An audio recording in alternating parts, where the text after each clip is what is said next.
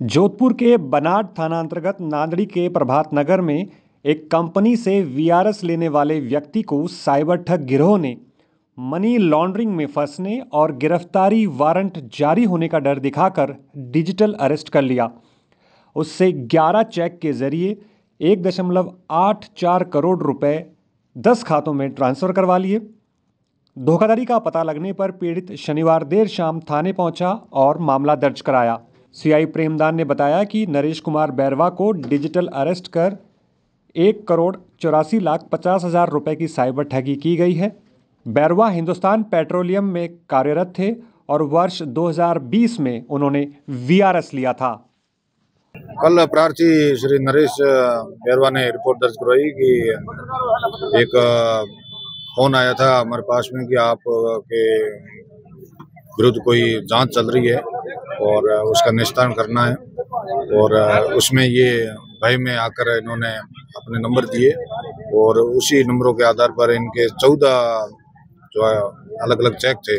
उस चेक के मार्फत उन्होंने 1,84,85,00,000 करीब रुपए उसके अज्ञात व्यक्तियों के खाते में जमा करा दिए, जिस पर बड़ा फ्रॉड हुआ और पुलिस को सूचना मिलने पर पुलिस ने प्रकरण दर्ज किया, जिसकी जांच की जा रही है। और मेरे पास टेलीफोन रेगुलेटरी अथॉरिटी से 25 तारीख को फोन आया सुबह करीब 11 बजे, और उस फोन में ये बताया गया कि आपका 2 घंटे में फोन डिस्कनेक्ट हो जाएगा। अगर कंटिन्यू करनी है सर्विस तो 9 नंबर दबा के एग्जीक्यूटिव से बात करो। मैंने 9 नंबर दबा के एग्जीक्यूटिव से बात की तो उसने बताया कि मेरा आधार नंबर यूज करके किसी ने मुंबई में एक मोबाइल नंबर लिया, जिससे वो कुछ गलत एक्टिविटीज कर रहा है, लाइक हरासमेंट वगैरह कुछ कर रहा है, मनी एक्सट्रैक्शन कुछ कर रहा है, और उस नंबर के अगेंस्ट में एफआईआर हो गई है। और उसने जो अल्टरनेटिव नंबर जो है वो मेरा ये नंबर दिया है, इस नंबर पे टेलीफोन रेगुलेटरी का फोन आया। तो मैंने कहा सर ये तो मैं तो मुंबई तो 20 साल से गया नहीं, मैं तो कर नहीं सकता। कहता है ये पिछले अगस्त में उसने फ़ोन नंबर निकाला है और आधार नंबर भी आपका यूज़ किया है। तो मैंने उसको डिटेल दी, मैंने कहा मुंबई गए मेरे को 20 साल हो गए, मेरे वहाँ कुछ लेन देना नहीं है। तो उन्होंने कहा ठीक है काम करो, मैं मुंबई पुलिस से कनेक्ट कर रहा हूँ, उनसे बात करो। मुंबई पुलिस से कनेक्ट किया तो वो लोग मेरे से थोड़े जोर जबरदस्ती से बात की। उन्होंने वीडियो कॉल किया व्हाट्सएप पे, कहता आप गलत काम करते हो, ये वो ऐसा वैसा है करके थोड़ी जोर जोर से बोला उन्होंने। मैंने कहा भाई मैं तो पिछले 3 महीने से घर में ही हूँ, 3 साल से घर में ही हूँ, रिटायरमेंट ले रखा है, और मैं मुंबई गए मेरे को तो 20 साल हो गए, मेरा मुंबई का कुछ लेना देना में नहीं है, कभी कोई ऑफिशियल टूर से 2-4 दिन के लिए होंगे, अलावा उसका मेरा कुछ लेना नहीं है। तो उन्होंने कहा फिर तो आपका नाम भी कैसा है, कि हो सकता है आधार नंबर का कहीं से लीक हो गया होगा। तो फिर उन्होंने कहा ठीक है हमारे साइबर सेल में बात कीजिए। तो उन्होंने साइबर सेल में कनेक्ट किया। साइबर सेल वालों ने कहा, उन्होंने सारी डिटेल फिर दोबारा सुनी, एफआईआर नंबर और मेरा अल्टरनेट नंबर जो दिया वो सब सुना। फिर उन्होंने अपने सिस्टम में चेक किया, चेक करके बताया आपका ऐसा कुछ है। उसके बाद में बताया कि आपके अगेंस्ट में कोई मनी लॉन्ड्री का भी कोई केस पड़ा हुआ आरबीआई का। मैंने कहा सर मेरे को तो मनी लॉन्ड्री का कुछ पता नहीं है। कहता नहीं वो एक मनी लॉन्ड्री का केस है और आपको अरेस्ट कर लिया जाएगा या आपके प्रॉपर्टी या वगैरह चीज़ हो जाएगी। वो शुरू कर दिया उन्होंने। वो मैं तो बहुत डर गया और कहता है कि आपकी लाइफ को थ्रेट है, आप कल को अरेस्ट हो जाएंगे, आपकी फैमिली को थ्रेट हो जाएगा। इस तरह करके उन्होंने पूरा 25 तारीख पूरी निकाल दी। फिर 26 तारीख को भी यही सब कार्यक्रम चलता रहा और रात पूरे ये सारा एक्सटॉर्शन का केस करीब 5 दिन चला। 5 दिन उन्होंने व्हाट्सएप पे कंटिन्यूअस मेरे को मॉनिटर किया 24 घंटे। वो लोग अपनी ड्यूटी चेंज करते रहते थे, 24 घंटे मॉनिटर करते थे। फिर वो 26 तारीख को एक सीबीआई ऑफिसर आगे इन्वॉल्व हो गए, और अदर 25 तारीख को आ गए थे, 25 तारीख थोड़ी देर के लिए आए थे, 26 तारीख को सुबह सुबह आ गए। फिर उन्होंने इन्वॉल्वमेंट शुरू कर दिया, कहते हैं ऐसा है आपका मनी लॉन्ड्रिंग का केस वगैरह हो गया। मैंने कहा सर मैं मैकेनिकल इंजीनियर हूँ, मेरे को फाइनेंस वगैरह कोई नॉलेज नहीं, मैं कहा सर मनी लॉन्ड्रिंग करूँगा, मैं तो नौकरी करता हूँ और अपना वही फंड है मेरा। कहता नहीं मनी लॉन्ड्रिंग में आपका केस है, वहाँ पे आपको कुछ ब्लैक एंड व्हाइट मनी का फंड वगैरह है। मैंने कहा फंड आता तो मेरे को दिखता ना। कहता आपको दिखा नहीं है इसका ये मतलब थोड़ी आपके अकाउंट में नहीं आया, कहीं आपके दूसरे वगैरह कहीं और आया होगा, बैंक मैनेजर ने इधर उधर कर दिया। मैंने कहा वहाँ बैंक मैनेजर से बात करें। तो कहता वही बात करने के लिए आपको हमको सपोर्ट चाहिए होगा कि कौन बैंक मैनेजर इन्वॉल्व है और किसने आपके फंड में दिखे पैसा दिखे बिना ही उस एक्सटॉर्शन के मनी को कहीं और ट्रांसफर कर दिया। मैंने कहा ठीक है। कहता आप हमारे साथ हो, हमारे देशभक्त हो और सीबीआई को सपोर्ट करो। इस तरह से उन्होंने भाषण देना शुरू किया और कहता है किसी को बताना मत, आपकी लाइफ को भी थ्रेट है और आपकी फैमिली की लाइफ को भी थ्रेट हो जाएगा और आपको जेल भी हो सकती है। तो आप एक काम करो, इस सबसे बचना है तो आपको अपना सारा फंड हमको देना पड़ेगा। उसके लिए एक एप्लीकेशन लिखो। एप्लीकेशन लिखवाई उन्होंने। फिर आरबीआई से लेटर आया कि आप अगर अपना सारा फंड देने को तैयार हैं तो हम सारा फंड ले लेंगे, उसको चेक करेंगे और 24 घंटे बाद में आपको वापस दे देंगे।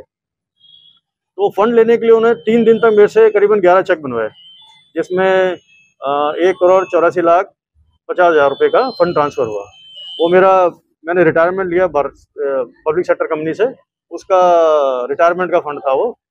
और मैंने घर वर भी नहीं बनाया इस 3 साल में, तो वो कहीं खर्च भी नहीं हुआ। तो वो फंड उन्होंने सारा ट्रांसफ़र करा लिया। फिर वो 29 तारीख को ये सारा खाती खत्म हुई और फिर मैंने कहा कि भाई, अगले दिन मैंने कहा कि सर 24 घंटे हो गए हैं, वो फंड ट्रांसफ़र करो। तो कहता नहीं, अभी 1 दिन और लगेगा। तो मैं थोड़ा डर गया और पहले से 5 दिन तो बहुत बुरी तरह डरा हुआ था, क्योंकि लाइफ थ्रेट भी कर रहे थे, जेल की भी धमकी दे रहे थे। मैं 3 साल से बीमार हूँ, जेल का तो कहीं मैं सोच नहीं सकता। और उस टाइम में 12 बजे करीब उनके जो साइबर क्राइम वाले, ये 2 बंदे इन्वॉल्व थे, एक साइबर क्राइम वाला, एक सीबीआई वाला। साइबर क्राइम वाले ने मेरे से पूछा कि आपके भाई रहता ना साथ में? मैंने कहा हाँ। कहता उसका नंबर दीजिए। मैंने उसका नंबर दे दिया। तो उसके 10 मिनट बाद मेरे छोटे भाई को फ़ोन आ गया। छोटे भाई को किसी को एक नंबर हमने एफआईआर में लिख दिया है। छोटे भाई को फ़ोन करके किसी ने बोला कि तुम्हारा भाई जो है किसी फ्रॉड वगैरह में फंस गया है, पुलिस को रिपोर्ट करो। तो और कुछ कुछ बातें करने की कोशिश की उसने। तो मेरा भाई कहता, मैं सब लोग, उसको न्यूज़ का अगर पता था तो उसने बोला कि नहीं, मेरे को ये सब कुछ पता नहीं है, आप फ़ोन काट दीजिए, मेरे को आपसे बात नहीं करनी है। तो उसने मेरे भाई से गाली गलौज करनी शुरू कर दी, तो मेरे भाई ने फ़ोन काट दिया। फिर उसने इमीडिएटली मेरे को फ़ोन किया। तो मैं उनके साथ में व्हाट्सएप पे बैठा था, continuous 24 hour WhatsApp video call चल रहा था। तो उन्होंने फ़ोन पे कहा कि ठीक है, अपने भाई को बुला लो।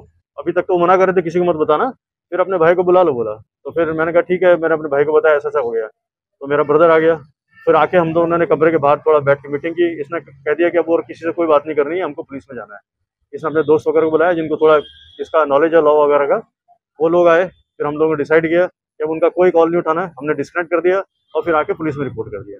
और रियल में मेरे पास पुलिस मूडी, मैं रियल में टीवी वगैरह देखता नहीं हूँ और न्यूज़ वगैरह गूगल की पढ़ रहा था। पेपर मेरे को पढ़ने की आदत नहीं है, तो गूगल में कुछ आया नहीं। लेकिन एसबीआई से एक मैसेज आया था अक्टूबर में कि कुछ मेरा एक डोरमेंट अकाउंट है एसबीआई में, मेरा पहला सैलरी अकाउंट अभी बंद पड़ा हुआ है। तो एसबीआई से मैसेज आया था कि ऐसे कुछ सीबीआई, ऐसे कुछ स्कैम चल रहे हैं, साइबर स्कैम, डिजिटल स्कैम जिसको बोलते हैं, जिसमें डिजिटल अरेस्ट करते हैं। और इस तरह का अगर कोई आता है जिसमें अपने आप को सीबीआई ऑफिसर वगैरह बताते हैं, तो कृपया पुलिस को रिपोर्ट करें। लेकिन अब वो मैसेज मैंने पढ़ा नहीं। मैसेज ये केस होने के बाद में बैठ कर स्क्रॉल कर रहा था, तब मेरे को दिखा वो। देखिए 25 तारीख को शुरू हुआ, 25, 26 2 दिन तो चलता रहा। डिजिटल तो कंटिन्यूस अरेस्ट रहा। 25-26 तो पूरा टॉर्चर किया, ये सब गंदी गंदी बातें करते रहे। वो जेल ले जाएंगे, ये कर देंगे, हरास कर देंगे, और आपको जान को खतरा है, फैमिली को खतरा है। फिर 27 तारीख से पैसा देना शुरू हुए, 3-3 मतलब 11 चेक दिए, 27 को 3 दिए, फिर 28 को 3-4 दिए, फिर 29 को 3-4 दिए। 30 तारीख को मैंने कहा 24 घंटे हो गए, अब मेरा फंड वापस कर दो। कहता नहीं, 1 दिन और लगेंगे। ये चेक आपने कहा? मैंने चेक, मेरा घर बना बना कोकरिया में है, बना रोड पे। तो मेरे घर से 2 किलोमीटर दूर ये एचडीएफसी का बैंक है, तो वहाँ जाके दिए मैंने। तो आप बैंक गए, बैंक अधिकारियों ने नहीं कहा कि आप इतना पैसा किसको भेज रहे हो, क्या कर रहे हो? और रियल में मेरा सैलरी, पैसा बड़ा था ना? हाँ, मामला तो पैसा तो बड़ा था। बैंक अधिकारी नहीं, वो जिसमें मेरा पहला चेक जब मैंने लगाया, तो टेलर काउंटर जो बंदा था, उसी ने मेरे को कहा कि ये अकाउंट आपका है। मैंने कहा हाँ। कहता रजिस्टर मोबाइल नंबर आपके पास है? मैंने कहा हाँ। तो उसने कहा मैं वेरिफिकेशन के लिए आपको फ़ोन करूंगा। मैंने कीजिए। तो उसने फ़ोन किया, मेरे मोबाइल पे रिंग हो गया, तो उसने प्रोसेस कर दिया।